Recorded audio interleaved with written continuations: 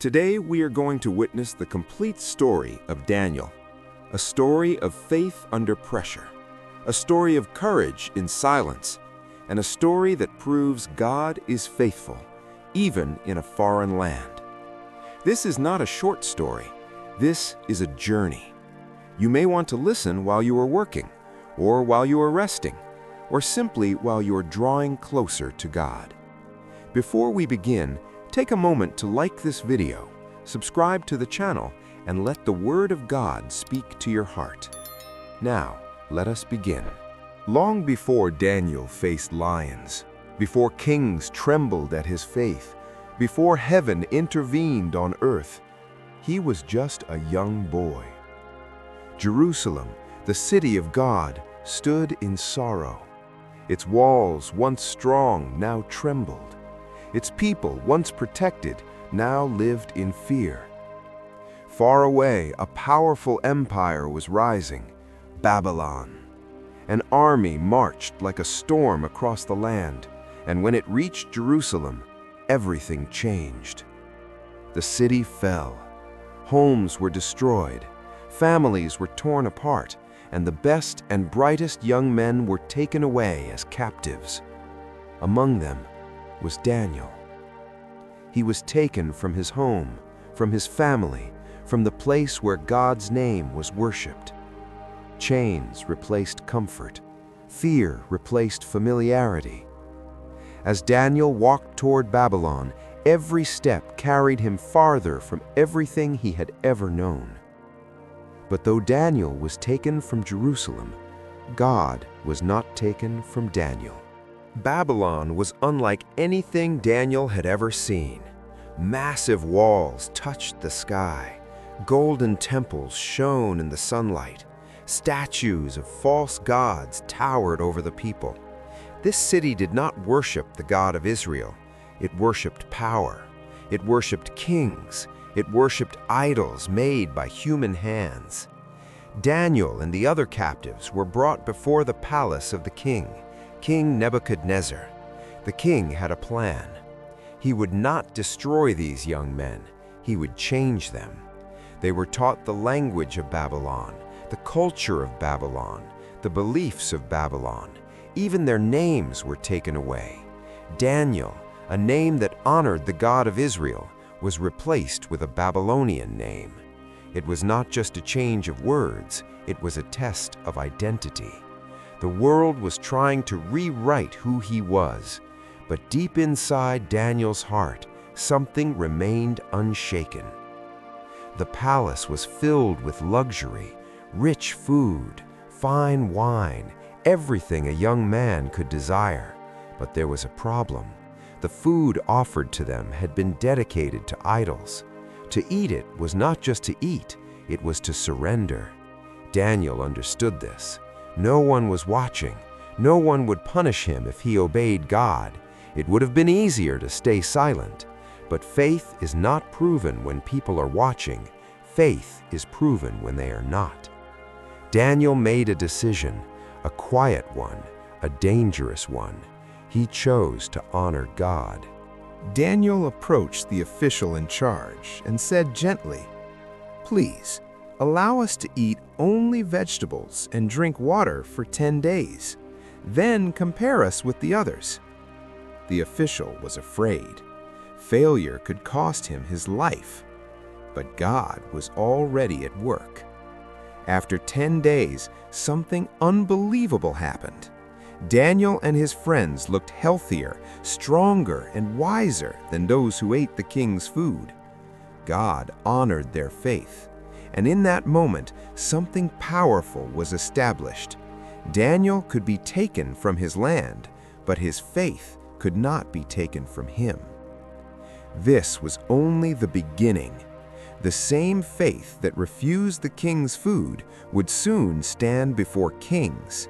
It would face death, it would face beasts, and heaven itself would respond.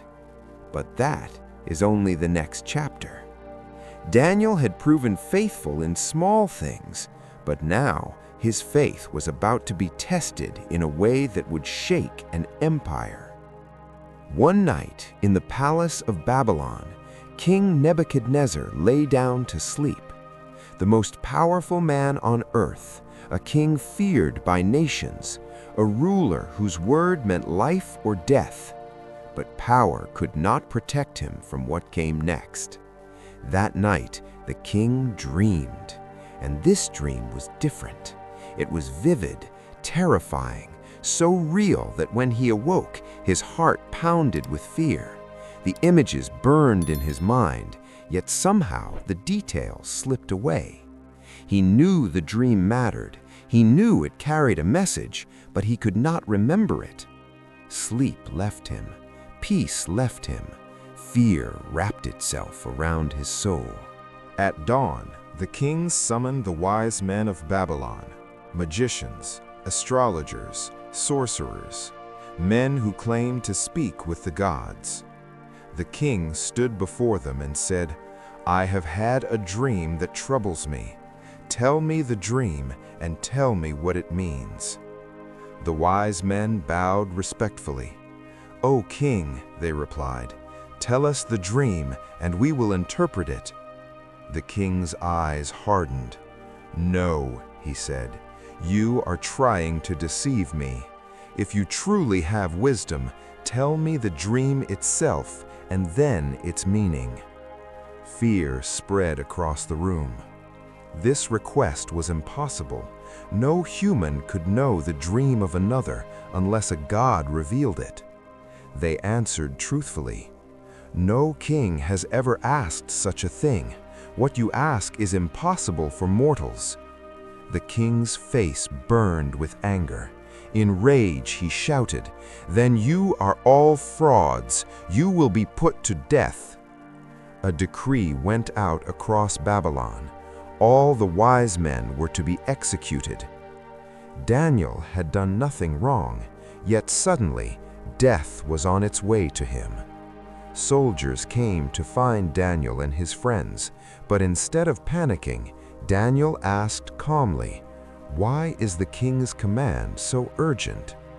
When he heard the reason, Daniel did something powerful. He did not run, he did not complain, he did not accuse God. He asked for time to seek heaven.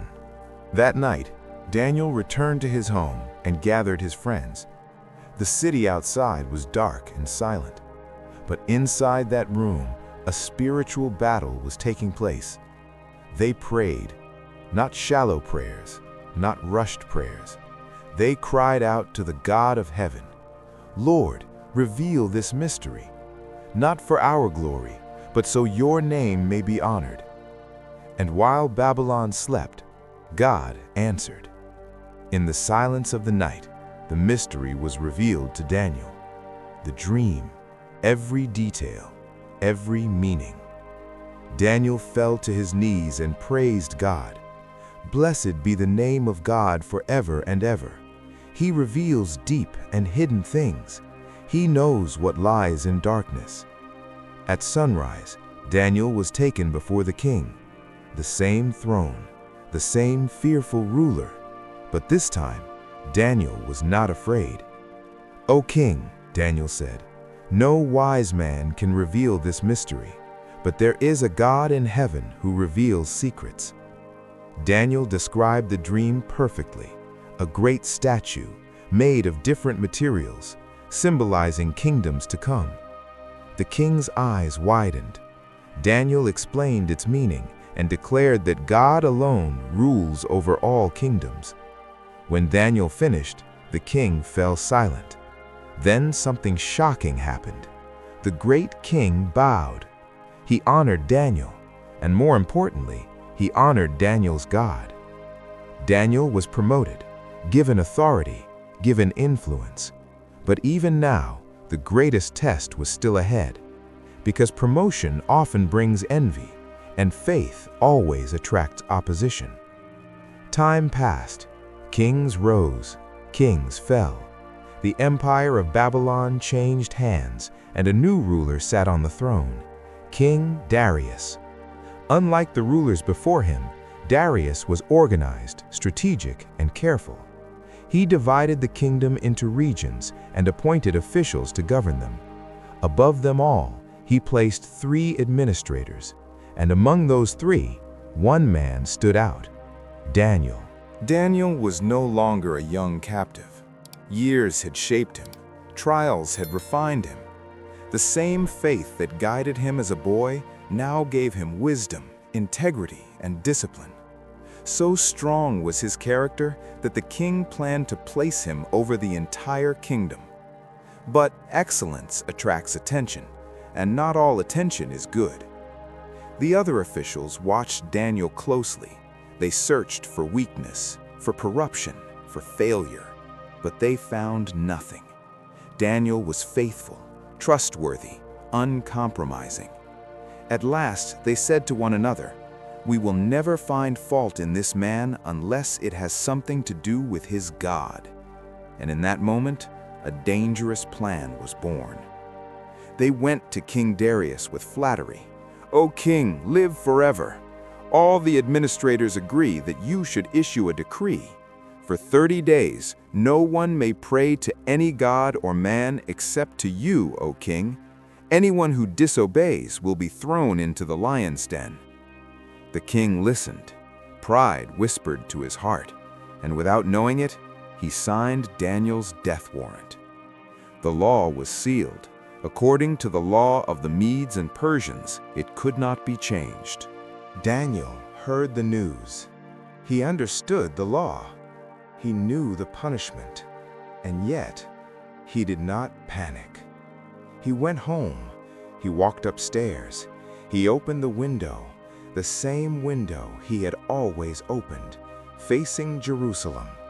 And just as he had done before, he knelt down. He prayed, not secretly, not in fear, but faithfully, 3 times a day. Outside, unseen eyes watched him, and when Daniel prayed, they smiled because the trap had worked. They rushed to the king and said, "O king, did you not sign a decree that anyone who prays to another god must be thrown into the lion's den?"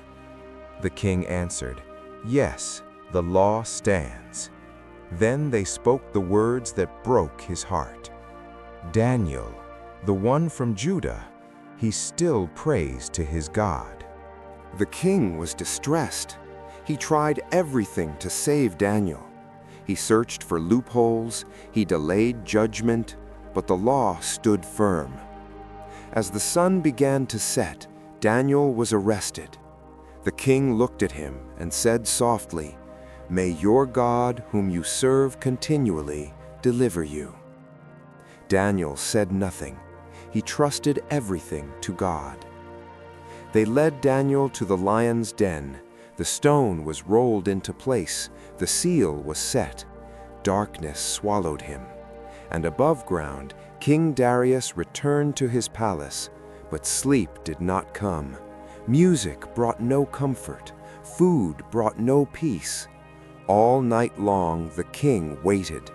The night fell over Babylon. A heavy darkness blanketed the city, and a stone sealed Daniel inside the lion's den.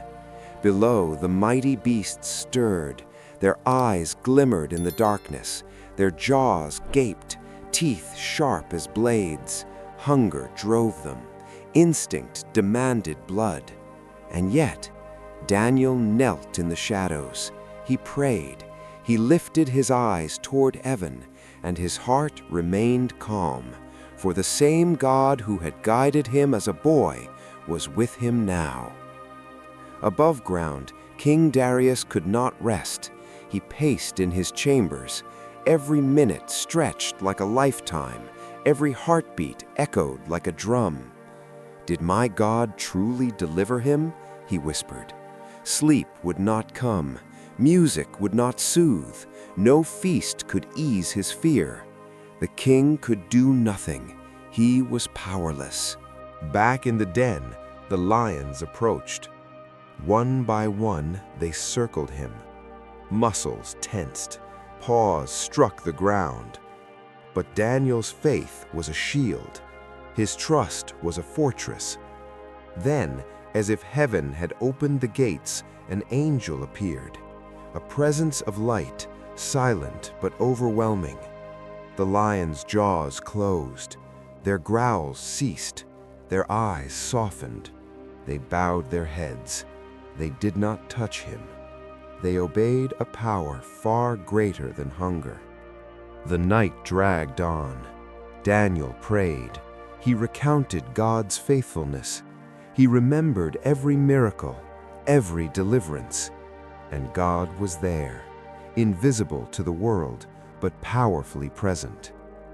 When the first light of dawn broke over Babylon, King Darius ran to the den. His voice trembled. "Daniel, servant of the living God, has your God been able to save you?" A calm, steady voice answered from the darkness. "Yes, O king, my God sent his angel, and he shut the mouths of the lions. I am unharmed because I trusted him." The king was astonished. A mixture of awe and relief flooded his heart. He called for Daniel to be lifted from the den, and when Daniel emerged, the king declared loudly to all, "May your God be praised forever. He is the living God. He rescues and saves. He performs signs and wonders in heaven and on earth." The men who had plotted against Daniel were punished. The lions became their judgment, for those who try to destroy the faithful cannot escape God's justice. The morning sun bathed Babylon in golden light, and with it came a new reality. Daniel had walked through the shadow of death. He had faced the lions, and he had emerged unharmed. Faith had triumphed. King Darius, overwhelmed with awe, issued a proclamation that shook the empire. "I decree that in every part of my kingdom, all people must respect the God of Daniel. He is the living God. His power is eternal. He saves and delivers. He works signs and wonders in heaven and on earth." Daniel's life changed. He was honored by kings. He was trusted by officials. His wisdom shaped the laws and policies of the empire. But Daniel did not take glory for himself. Every honor, every promotion, every moment of influence was dedicated to God. And through him, the name of the living God echoed across nations. The people of Babylon, once surrounded by false gods, now heard of a God who saves, a God who protects, a God who reigns forever. Even after the lion's den, Daniel remained faithful. He prayed, he served, he guided kings with wisdom. He remained a servant of God, not a servant of man. Through Daniel, the message was clear. God honors those who honor him. God protects those who trust him. And God's power surpasses every earthly law. The men who had plotted against him were punished. Their schemes failed. Their envy became their downfall. And Daniel's story became a testimony. Even in the face of impossible odds, even when death seems near, God's faithful never stand alone. Hi, Christians. We have journeyed together through Daniel's life, from a young boy taken from Jerusalem to a servant of kings, to a man whose faith faced death itself. Now let us reflect on the legacy of Daniel's faith and what it teaches us today. Even after the lion's den, Daniel's life continued to shine. He did not seek revenge. He did not let fear change him. He served with humility, wisdom, and courage. Through Daniel, the message of God reached every corner of the Babylonian Empire. Kings listened, officials obeyed, nations witnessed the power of the living God. And this message was simple yet profound. Faith in God is stronger than any law. Trust in God is greater than any threat. Obedience to God is more powerful than any kingdom on earth. Daniel's story is more than history. It is a guide for every believer. It is a reminder that when life takes you far from home, God is still with you. When laws, rules, or threats surround you, faith opens a way. When danger seems near, God's protection is closer than you think. Think about Daniel in the quiet night, surrounded by roaring lions. He could have panicked, he could have given in, but he prayed, he trusted, he believed, and God moved. God sent an angel, God delivered him, God glorified himself through Daniel. And now we can see the power of a life devoted to God. Courage in the face of opposition, wisdom in the midst of chaos, peace in the presence of danger, faith that inspires generations. Daniel's legacy did not end in Babylon. His story has reached us today, telling us that no matter the storm, the threat, or the darkness, God's faithfulness never fails.